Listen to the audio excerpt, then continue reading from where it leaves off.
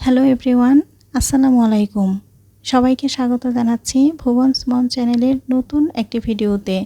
আশা করি আজকের ভিডিওটি আপনাদের সবার ভালো লাগবে। দেখেন আমার কাঠবেলি ফুলগুলি কত চমৎকার হয়ে ফুটে আছে। আমি না এই টবটা ছাদ থেকে নিয়ে আসছি, এত সুন্দর ফুল ফুটেছে, মানে বারবারই দেখতে ইচ্ছা করে। তো ছাদে তো বারবার যে দেখা সম্ভব না, তাই বারান্দায় নিয়ে আসলাম। বারান্দায় রেখে দিব এখন এই টবটা। ভালো লাগে ফুল ফুটলে, আসলে ভালো লাগে। অনেক দিন পরে এই গাছটাতে এবার ফুল আসলো। মাঝখানে না প্রায় 2 বছর ফুল হয় নাই, তো এইবার আবার ফুল হয়েছে।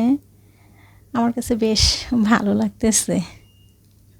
শুধু তাকায় থাকি ফুলগুলির দিকে। তো আজকে সকালবেলায় নাস্তা তৈরি করব, বউয়া রান্না করব। অনেকে বউ ভাত বলে। তো বউয়াটা রান্না করার জন্য এখানে আমি একটু আদা কুচি করে তেলে ভেজে নিলাম। এরপরে পেঁয়াজটা দিয়ে পেঁয়াজটাও ভেজে নিয়েছি। এরপরে আদা রসুন বাটা দিলাম। পরে চালটা দিয়ে ভালোভাবে ভেজে নিয়েছি, লবণ দিলাম। চালটা ভালোভাবে ভাজা হয়ে গেলে পরে এখানে আমি পানি দিয়ে দিলাম। পানি দিয়ে তারপরে এখন ঢেকে দিব।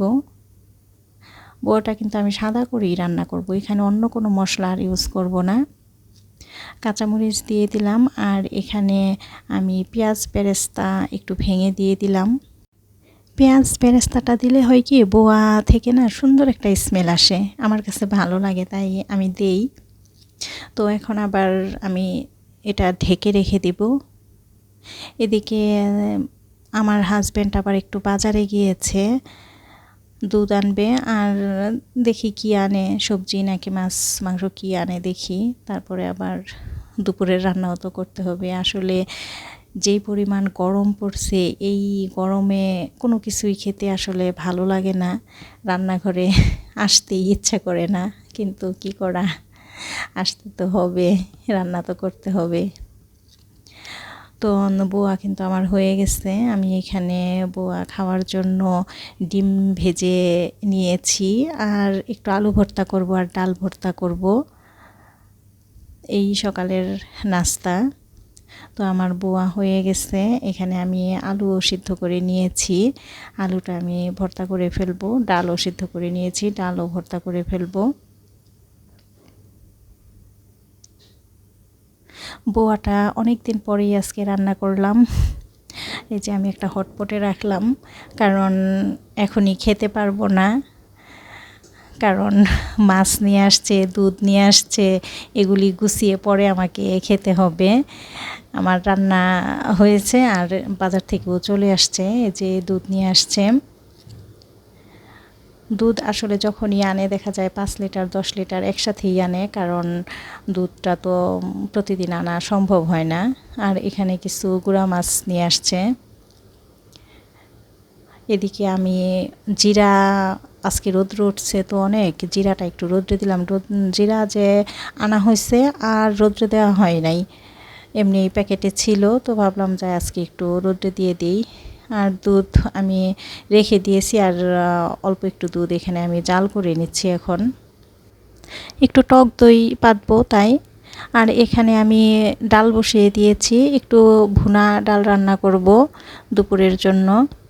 তো একবারে মাখিয়ে পরে বসিয়ে দিয়েছি। এই তো আমার ডালটা কিন্তু হয়ে গেছে। ডালটা একটা বাটিতে নিয়ে নিলাম, টেবিলে রেখে দেই। আর এদিকে আমি তো মাছগুলি সব কেটে ধুয়ে নিয়েছি। তো গুঁড়া মাছ রান্না করব, আর এখানে আবার 2টা রুই মাছের পিসও নিয়েছি। আমার ছেলে দেখা যায় কি যে অনেক সময় গুঁড়া মাছটা খেতে চায় না, তো রুই মাছের পিস 2টা নিলাম। ওর আব্বুও খেতে পারবে, ও খেতে পারবে। আর এখানে গুঁড়া মাছটাতে আমি সব মশলা দিয়ে তারপরে একসাথে মাখিয়ে পরে বসিয়ে দিব। এই গুঁড়া মাছটা কিন্তু এভাবে সব মশলা দিয়ে মাখিয়ে রান্না করলে খুব ভালো লাগে খেতে, খুবই মজা হয়। আমার কাছে ভালো লাগে আর কি, গুঁড়া মাছগুলি এভাবে মাখিয়ে রান্না করলে খুব টেস্টি হয়। একটু পানি দিয়ে দিলাম, পানি দিয়ে পরে এখন বসিয়ে দিই। ছোট মাছগুলি খেতে কিন্তু খুব টেস্ট, কিন্তু আসলে এগুলি কাটাই অনেক সমস্যা, অনেক সময় লেগে যায় কাটতে কাটতেই। তো আমার কিন্তু মাছটা হয়ে গেছে, আমি একটু ধনেপাতাও দিয়েছি, নামিয়ে ফেললাম। আর এখানে রুই মাছের পিসটাও ভেজে নিচ্ছি।